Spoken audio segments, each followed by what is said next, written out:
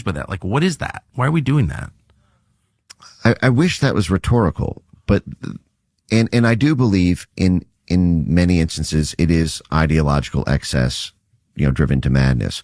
But, well, give an example from just a few months ago. I believe it was this August, this year, there was a prime minister in Bangladesh who was basically ousted in a sort of military coup coupled with a color revolution, and Gray Zone News, Max Blumenthal's outlet, published this report that I've been talking about a lot for the past week because it's just a really, really clean example of all of the different facets of the dynamics I'm talking about, which is, so basically starting in about 2018 through 2020, it appeared that U.S.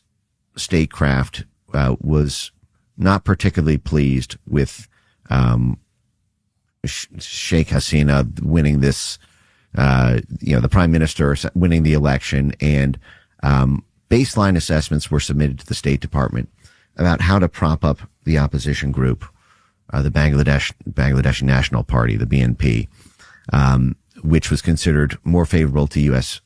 interests. The leaked documents don't get too in the nitty gritty about what U.S. national interest is served. But there were many conflicts between that Bangladeshi prime minister and, the U.S. foreign policy establishment. For example, it was revealed in WikiLeaks that Hillary Clinton, while she was Secretary of State, threatened to have the IRS do an audit of her son while she lived in the U.S. And that prime minister has come out publicly and said that, she believed that she was overthrown, because of, or basically there was a conflict around the construction of a U.S. military base in the region, which is a very common conflict that we have. Oftentimes foreign countries don't like having a big fat U.S. military base installed, on. They don't want foreign troops on their soil. Who does? Right. They don't want 500 acres of their land. They don't want to provoke, foreign powers. This is what's playing out in Romania with George Askew and the cancellation of the elections, and it's just like a giant NATO base right now. Right. Well, they're building the Europe's largest NATO base, currently, which, faces straight out at the Black Sea at Crimea. But there was this, but she had been refusing to build a U.S. military base. So let's just, but as I walk through this, let me just make some assumptions and make it a harder issue than, or something a little bit more, I guess, accessible. Let's just say it really is vital to U.S. national interests to build that military base in Bangladesh to counter Chinese influence, and the Bangladeshi prime minister doesn't want to do it. And so our foreign policy planners decide we need to do regime change. And whether or not you agree that's a good or an evil thing to do, I'm not even weighing into the morality of it. What if it is the declared or discrete policy of the U.S. government, the State Department and the White House and the National Security Council all agree this government, we should pursue regime change, all options to destabilize that country in order to weaken the existing government and to build up our network of democratic institutions and activists, in order to either win the next election or in order to, do a color revolution style, ousting where the prime minister has to flee in a helicopter. And what was done in this case in Bangladesh, and these leaked documents from the Gray Zone show this in gratuitous detail, is that the National Endowment for Democracy's Republican arm, the International Republican Institute, they have 4 core forces, but 2 of them are political branches. There's the NDI, the National Democratic Institute for Democrats, and there's the IRI, the International Republican Institute for Republicans. And what the IRI submitted to the State Department in 2019, 2020, after they got walloped trying to back the Bangladeshi National Party, in the recent past election, was, a plan to destabilize Bangladesh, politics. That's a direct quote, destabilize Bangladesh politics. By working with, they listed 170, pro-democracy activists, 304 key informants, and then they did a baseline assessment of the different ethnic groups and cultural cleavage points that they could exploit in order to effectively,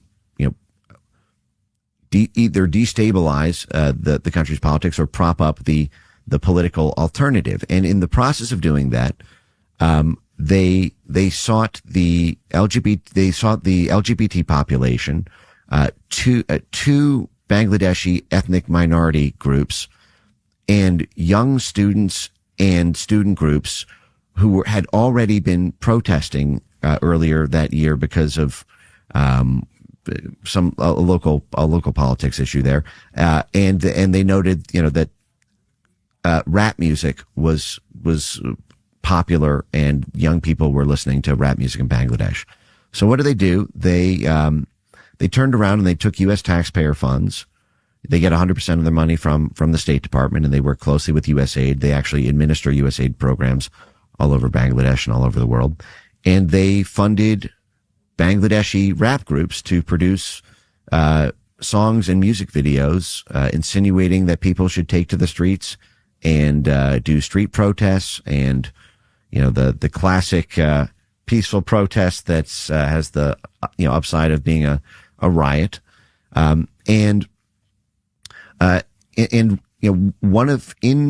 In IRI's baseline assessment submitted to the State Department, they talked about how one of the songs that they paid for was designed to sow resentment at the sitting government and basically undermine the popularity of the government. So you have one sponsored song to get people to take the streets, another sponsored rap song to get people to distrust their government, and then basically the baseline assessment revealed that these groups were the ones who would be receptive. Those were the contacts in the region. They do field work when they do these baseline assessments.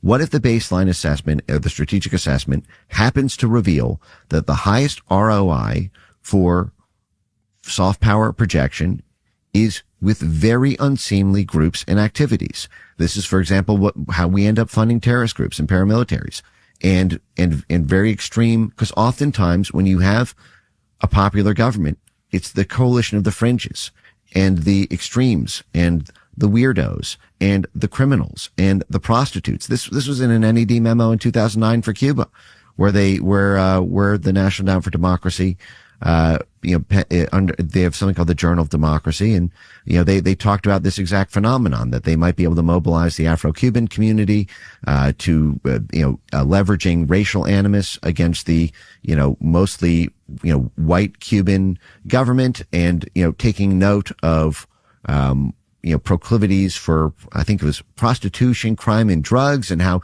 USAID might be able to swoop in and mobilize these people because a lot of them are really unemployed. And also USAID should fund the rap groups there because these populations all listen to rap, and they did. And this is another great gray zone. You're making the hair on my arms go up because you're describing what's happened in our country. Yes. You're describing the 2017 Charlottesville march, the Nazi march. You're describing what happened on January 6th. You're describing the riots after George Floyd was murdered. You're describing the rise of rap music and drugs in our city, and all of it. You're describing, tranny story hour, and, you're describing all the trends in our country that seem to arise out of nowhere, whose net effect is to destabilize America, to fray the social fabric, to divide people from each other, to make them easier to control, and in the case of Trump's first term, to undermine the White House. Right? I mean, I don't know that any of that's true, but what you're describing that we did in Bangladesh is what's happened here. And so it raises the question, was that all by design also? And of course it was, right? Well, there's a lot there. USAID gave am I crazy to ask that? No, not at all. I mean, that is, to me, the final blow. It's bad. And there's the moral question about whether to do this sort of dirty work abroad. And that comes down to different schools of foreign policy thought and to different views on the relative morality of different ways of attacking the issue of U.S. soft power influence abroad.